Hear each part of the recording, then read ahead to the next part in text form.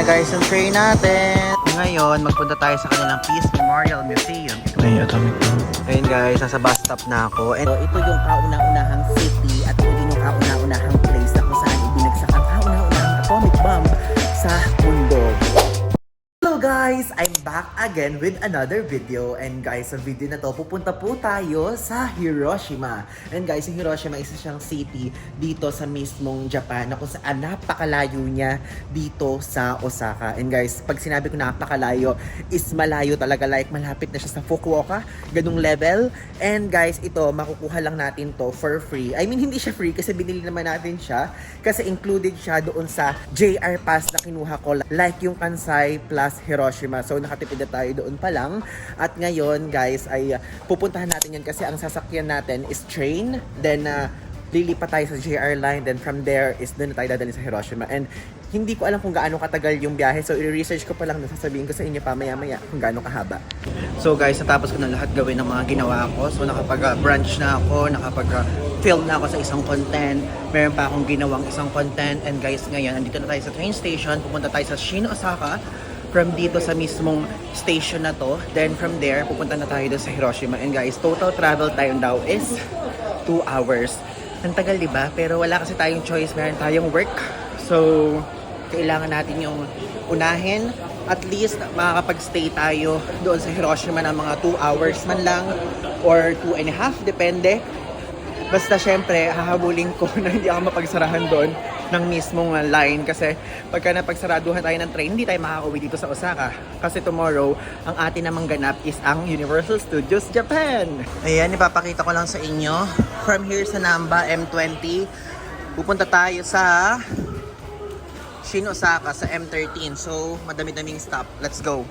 Ayan guys, andito na tayo sa Shin, Osaka. So, let's go down. At lumipat naman tayo sa JR line nila. Let's go.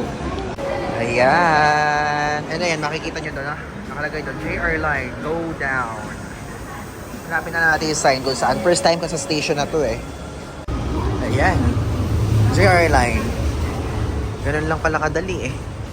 Alam niyo kung saan ako nag-crave ngayon? Usually kasi diba kapag pupunta ako ng Thailand, pupunta ako ng Hong Kong, pupunta ako ng Taiwan, meron mga milk tea. Pero dito guys, alam milk tea.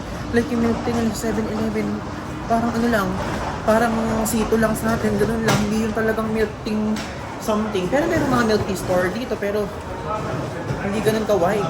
Tulad sa mga ibang countries. Sayang. Yung pa naman ang favorite ko. Ayan.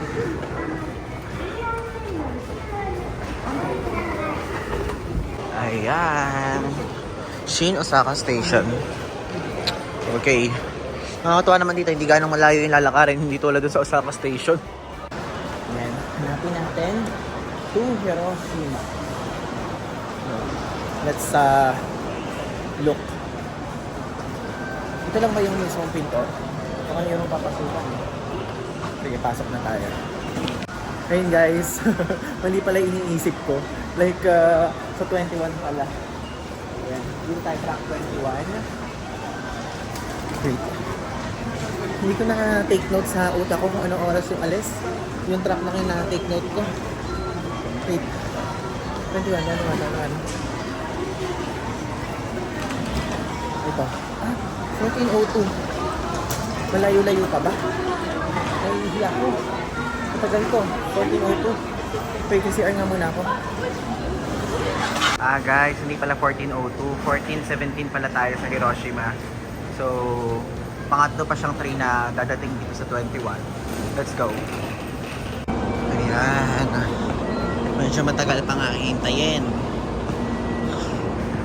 Ayun guys, yun Nozomi 69 na. Hiroshima.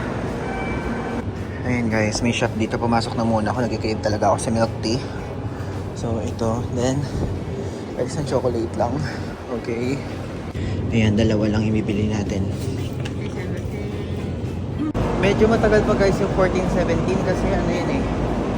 Tawag doon, 14:17 is 2:17, di ba? 1:49 pa lang. Tagal ko pa palang mag-aantay. Uy, never ko pa na-try bumili ng ice cream sa ganito. Try ko nga minsan, like, tignan nyo, matcha, cookies and cream. Try ko nga minsan to. Mura lang naman, no? 170 lang. Ayun guys, so nagpa-preserve ako ng seat. Kailangan pala magpa-reserve ng seat. Di ko alam. Ayan. Here. Sa office lang yan guys. Ayun guys, so nakapag-reserve na ako ng seat. Dapat kasi yung isa dito, lagpas kasi siya ng Hiroshima. So dapat doon ako sasakay. Pwede naman pala, kaya lang dapat nagpa-reserve pala ng seat. So nagpa-reserve ako ng seat. Ngayon dito ako sa car 12, seat 15E. So may separate ticket na ibibigay sa inyo for reserve seat. So okay lang din, at least na-experience ko yung ganito. Pero meron din mga car na non-reserve. Pero since naka-JR Pass card ako, naka-JR Pass, pwede ko magpa-reserve up to ganitong number. Kasi, ganun. Ayun na guys, yung train natin. 15E tayo. Sana malamig sa loob, ano? So palalabasin muna silang lahat bago tayo pumasok. Ganun usually kasi rules sa train dito. Dapat yung mga nasa loob palalabasin muna. Saka papasok yung mga nasa labas.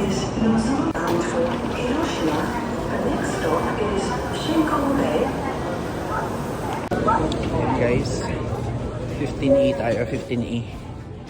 That's fine, 15E, 15E, 15E. 15E, ayun, nakita ko na.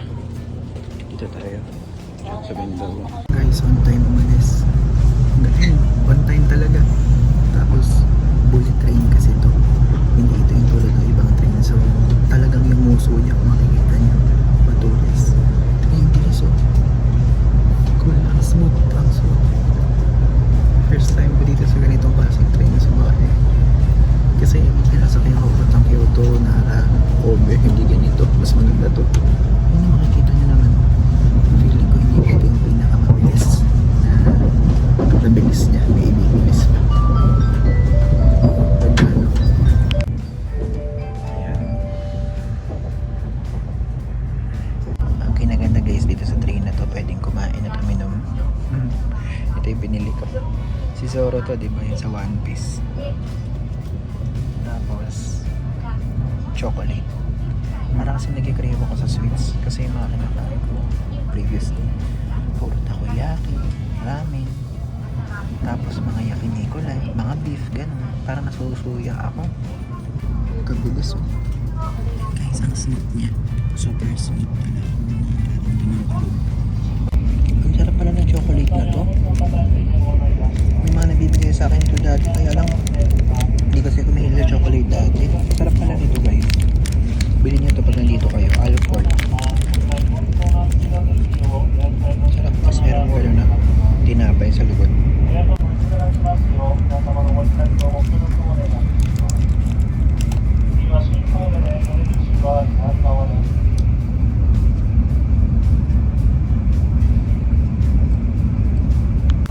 Ang galing guys, ika nyo.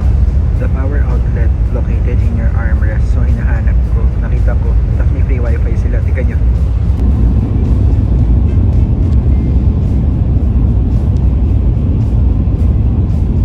Meron nga talaga sila outlet. Mag-charge ako. Ayan guys, nakarating na tayo sa Hiroshima after 1 hour and 30 minutes na super bilis na train. Let's go, ayan na. Hiroshima, we're here! So guys, grabe. 3:43 na. Hindi pa naman maghahapon. So okay lang, mga 2 hours tayo dito sa Hiroshima. So uuwi din tayo doon sa Osaka. Kaya lang hahanap ako ng CR para kasi nag-jams ako. Sinabi sa inyo. Kasi hindi ako komportable doon sa train gumanon guys. Kasi umaalog-alog. I mean, smooth naman. Pero hindi ako komportable. Kailangan maghanap ng toilet. And guys, take note, yung toilet nga pala dito, okay lang kasi siya, Japanese style. Yung merong pumupuswit-puswit na bidet na gano'n, na automatic. Wait. I'll check kung saan ba dito. So guys, mali ako na napagtanong kasi sabi kong ganyan dun sa guard, where's the atomic bomb? Sabi kong gano'n. Kasi guys, dito sa Hiroshima, share ko lang sa inyo, no World War II, dito pinasabok kasi as atomic bomb. So sinabi kong gano'n, where's the atomic bomb? Ganyan lang. Pero ang ibig sabihin yung dome lang na pinagsabukan.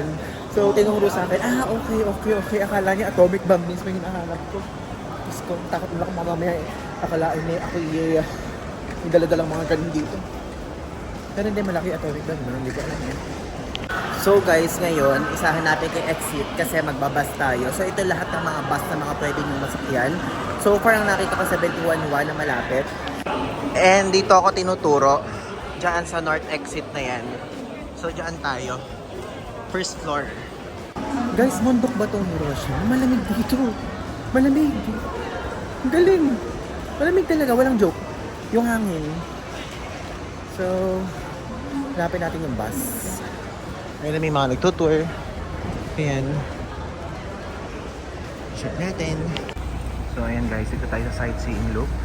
And ayan, merong mga ruta. Merong orange route, green, saka lemon. So ang pupuntahan naman natin is ito tayo sa Atomic Bomb Dome. Yun lang naman yung ating priority dito, pero lahat pupuntahan. Yan. Ito yung mga color ng mga lines. So, pwede na din. Ito guys yung sinasabi ko. Yan ang pinuntahan lang talaga natin. Okay. So, wait natin kung anong oras dadating yung mga bus dito. So, ayan guys, yung timetable. So, ang bala ko kasi orange na ruta. So, ang dating dito is 16:00. So, sakto kasi magkaano na, magpo 4 o'clock na. Ayan. Okay lang din. Gets ko na guys, kaya medyo malamig dito kasi umulan. Ayun ang tayo mga nandun sa road. Basa ng tubig. Ayun guys, so makasakay na ako sa orange na red na bus. And bababa ako doon sa Atomic Bomb Dome agad. Kasi yun naman talaga pinaka-priority ko. Then, tinanong ko kung pwedeng tanggapin dito yung Japan Rail Pass kasi di ba meron nga ako na i-avail sa club. So, sabi niya nun, okay daw. Pero nakapasok, sabi, gumanya, siguro huwag munang ipasok. Baka pagkalabas sa siya itatap, i-update ko kayo mamaya. And, pagka nandito kayo sa bus, if ever na gusto nyo magpa-stop sa current na next stop, ito, or ito. Baka kasi may mga taong hindi mag-papa-stop doon, so baka maligaw kayo. So dapat i-stop nyo. Tingnan nyo sa mapa para lagi kayong guided. Okay? Alam nyo, na-observe ko, dito sa Hiroshima, konti lang yung nagpupunta talaga ng mga turista. Like, hindi naman konti, pero parang ano siya, 1/4 lang ng mga nagpupunta sa Osaka. Ganun. Kasi pag ko puro locals yung dito, tapos mga tourist or ngayong araw lang, hindi ko alam. Kasi ang mga makikita kasi dito parang historical eh. Parang wala dito ang amusement park, wala dito ang shopping na pang luxury, thrifting, ganun, alam na. And ang nandito yung Lapis Memorial Park, mga art museums, tapos yung Atomic Dome, which is yun nga talaga yung pinaka-goal ko. And gusto ko ikwento sa inyo, gusto ko kayong dalhin about that. Kasi, share ko lang sa inyo, yung lola ko kasi nagstay siya sa Japan nung siguro meron ng mga 10 years ago or 11 years or 15 years ago. Then, nagpunta siya doon. So, ewan ko, basta tumatak sa utak ko yung atomic bomb that time. So, ngayon, gusto ko, puntahan ko siya sa first time kung pagpunta dito sa Japan kasi next time, hindi na kababalik sa region na to. Ang bala ko na is yung northern region ng Japan or prefecture. O ibig sabihin nun is yung taas na side or yung south. Ito kasi parang, ano siya eh, parang gitna ng part ng mapa. So yun, ngayon, puntahan na natin and finally makikita na natin yan. Sana makapag-picture tayo ng maayos. Kasi maulan eh. Yun, ganyan. Ayan guys, yung ruta. Pang-anim yung atomic bomb. So, yan lang mga pupuntahan natin. So, ano naabutin sa oras kasi gabi na eh.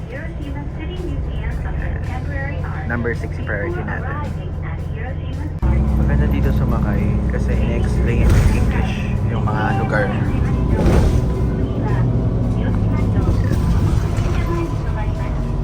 Wait lang guys, commercial lang. I discovered na 87.4% ng mga nanonood sa mga YouTube videos ko ay hindi pa nakasubscribe sa akin. Kaya naman ngayon, nire-request ko sa inyo na please mag-subscribe na po kayo sa aking YouTube channel and click nyo na yung notification bell sa tabi niya para lagi kayo updated kapag meron akong bagong travel vlog. And actually, almost everyday nga meron akong bagong upload dito sa YouTube.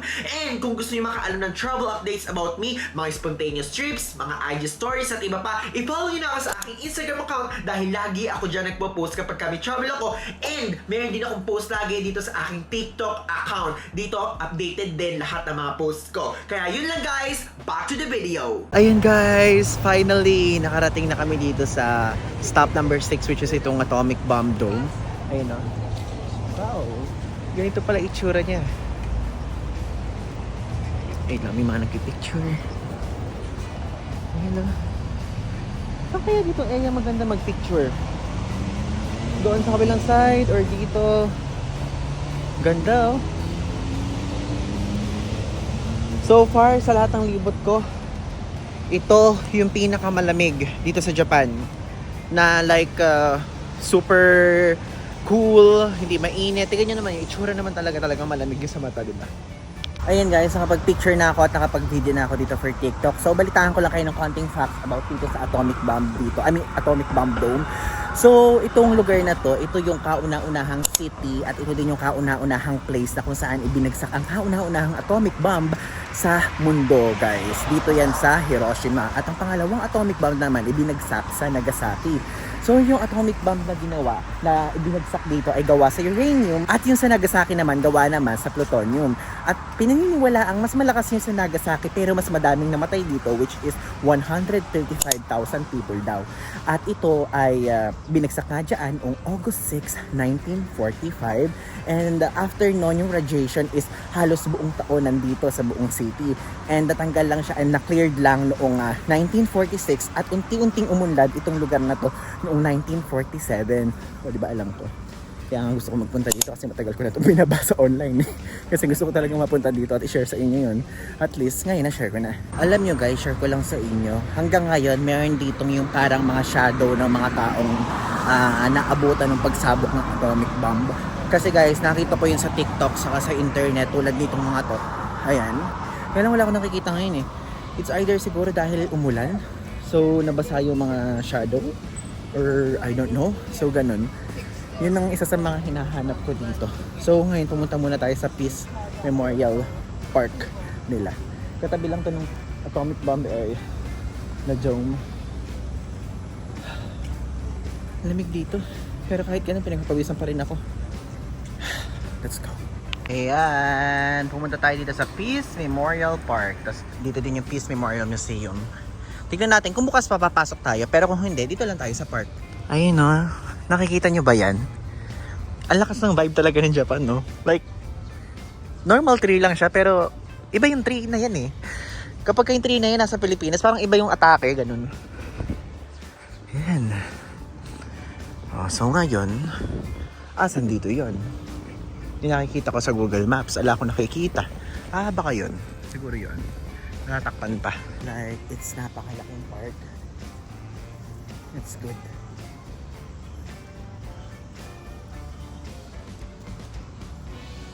Ganda guys, ang laki ng park. Para siyang Rizal Park sa atin. Ganun yung laki. Like, malawak. Pero tignan nyo, talagang konti lang yung pupunta dito. Hindi tulad doon sa mga ibang cities na talagang kumpul-kumpulan.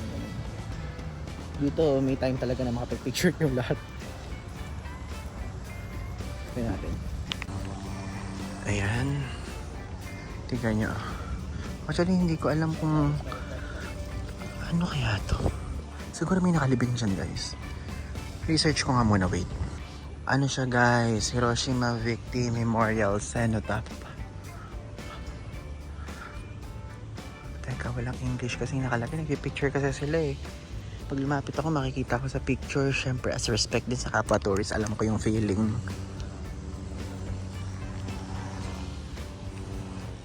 Ayan. Alam niyo yung infrastructures dito. O yung mismo mga building.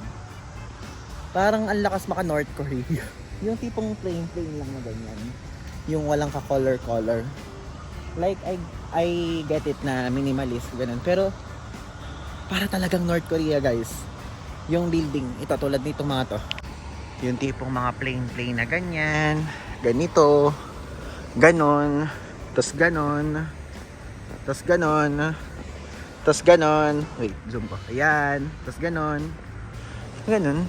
Ngayon, magpunta tayo sa kanilang Peace Memorial Museum. Ito yon. Hindi ko lang sure kung meron siyang bayad. Pero gusto kong pumasok dyan, guys. Interesado ako sa mga story sa mga history ng Hiroshima.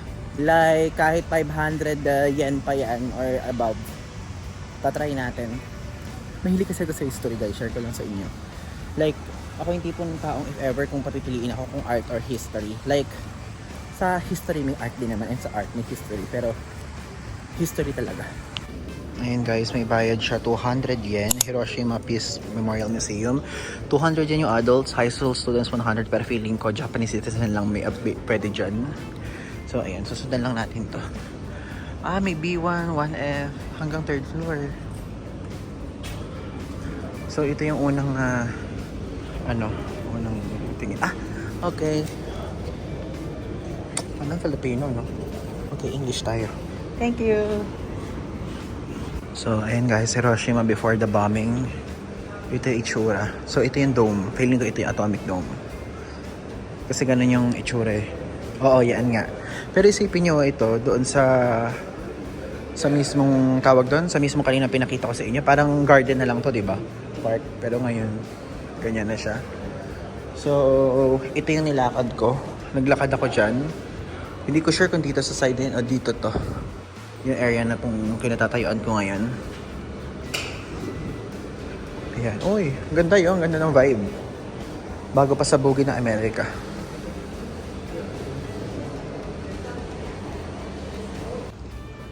Ayan guys, yung day kung kailan pinasabog ng Amerika. Yung Hiroshima. A lost way of life. Oh, ito yung itsura. Nung pinasabog guys, oh. Grabe, atomic bomb. Wow. I mean, hindi wow pala. I mean, na-shock lang ako, ganyan pala itsura. Ayan, ito yung atomic bomb. Dome. Yan yung nagsisimbolize sa Hiroshima na merong nangyari. Parang cemetery to, pero wala akong nakita cemetery dun sa side na yun. So ito. Ito yung simulation. Ano nangyari?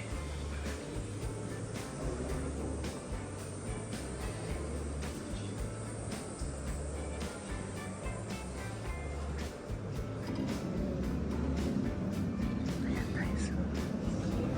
May atomic bomb.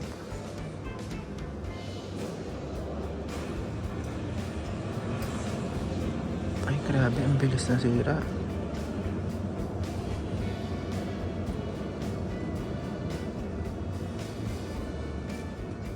Ooh.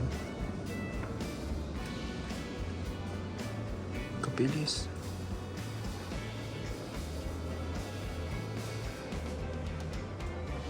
Ayan na.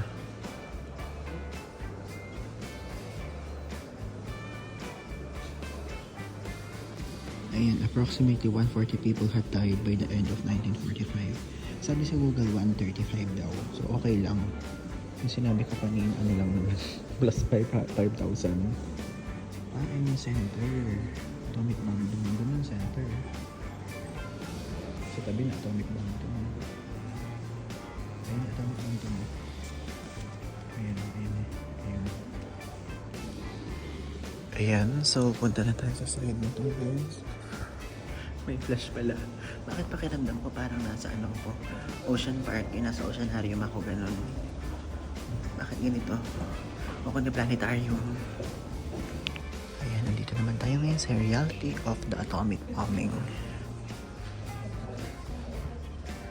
Ayan.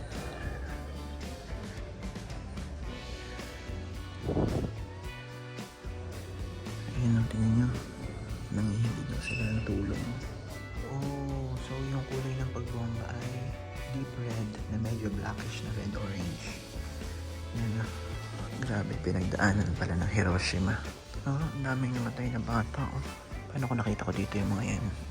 Na andito sa museum tumatakbo. Joke. Ay, Diyos ko. Ay, bawal ipakita. Ang sensitive na itsura guys. May mga burol yung mata. Grabe guys. Ito na mga pahina. Mga sunod. Hindi pwede pa dito sa YouTube. Puntahan na lang. Ayun guys, so sinasabi ko sa inyong human shadow. may mga shadow na ganyan dahil nga, di ba, umusok ko yun. Ito. Ito. Ganyan yung itsura.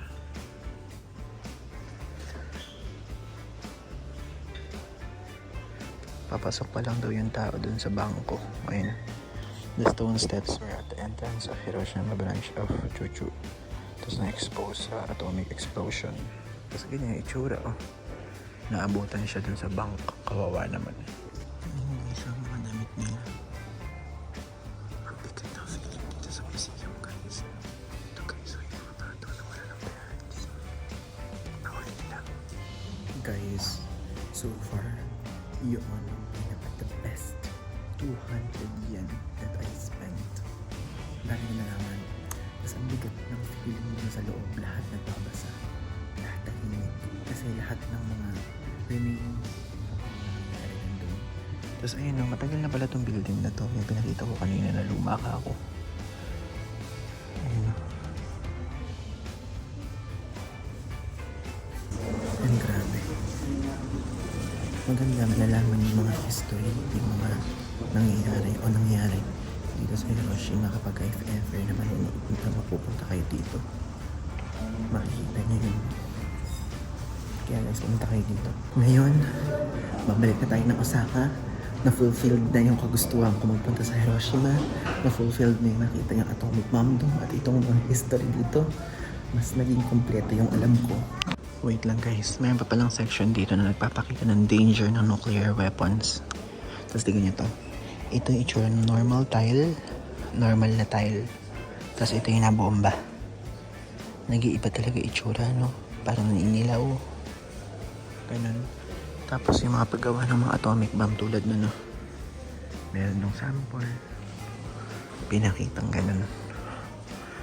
So, sa atin yung nuclear power plant, hindi talaga siya okay. Ito normal glass water. Ito yung deformed ng glass bottle. Ayun guys, nasa bus stop na ako. And share ko lang sa inyo na kapag ka-turista kayo dito, like pwede nyo sakyan yung orange, green, and lemon. Ayun no, mas malinaw yung makikita at mabivisualize.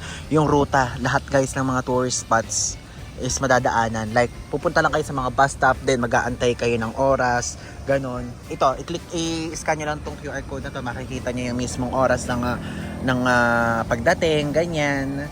Tapos, andito tayo ngayon. O, next na destination ng ganong line ay sa ganong, ano naman, next, ganito. Next, ganon. Tingnan nyo na lang.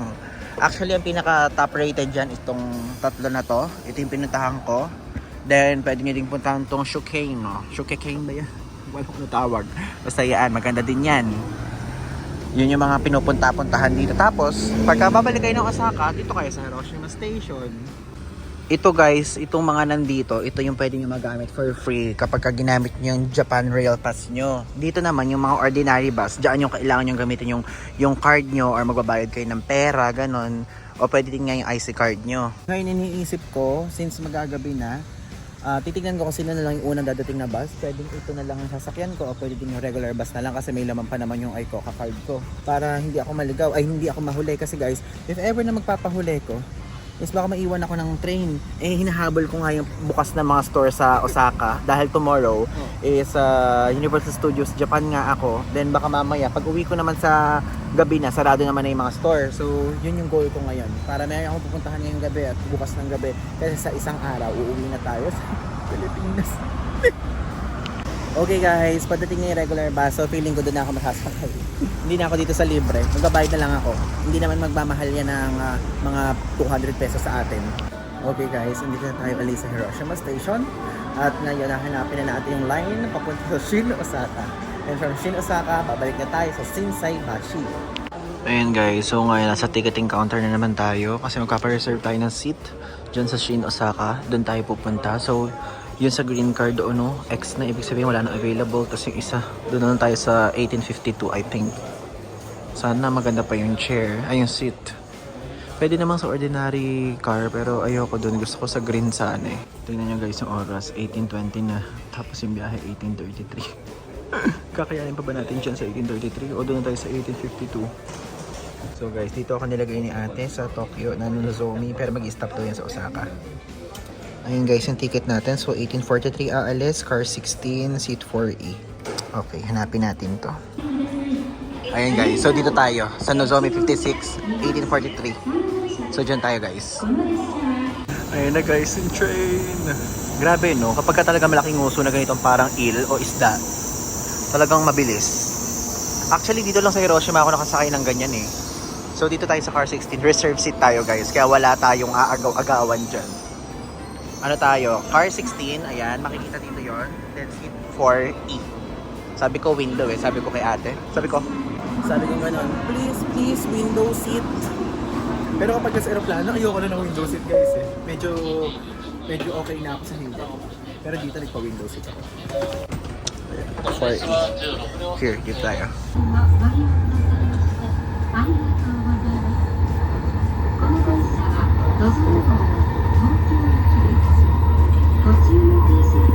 So guys, andito na kami sa Okayama. Ano siya, para siyang train stop. Kahit sa super bilis niya talaga. Ayan, umandar na. Hindi ako makatulog na ako guys. Ito yung struggle kapag solo traveler ka. Kasi itong train na nasa ko, may stop siya sa Osaka. Ngayon, kapag hindi ako nakastop sa Osaka, hindi ako nakababa. Dire-diretso ito papuntang Tokyo. Let's say na parang yung Osaka ay parang nasa Bicol. Tapos yung Tokyo ay nangyari sa Pampanga. Ganun kalayo. I mean, baka mas malayo pa eh. O kundi malapit naman. Pero parang ganun pagka-visualize sa utak pagka sa Philippine map. So, iniiwasan ko matulog. Pero inaantok ako. So, pagka pumigit ang ganun, paano kapag bigla ako lumagpas? Oh, tapos pagkapabalik pa, hindi matagal na naman yung pabalik na naman pauwi ko ng Osaka. Baka hindi ako makauwi ng Osaka. Kaya pinipilit ko wag na lang matulog. Hinihintay ko na lang na sabihin na sa Osaka na.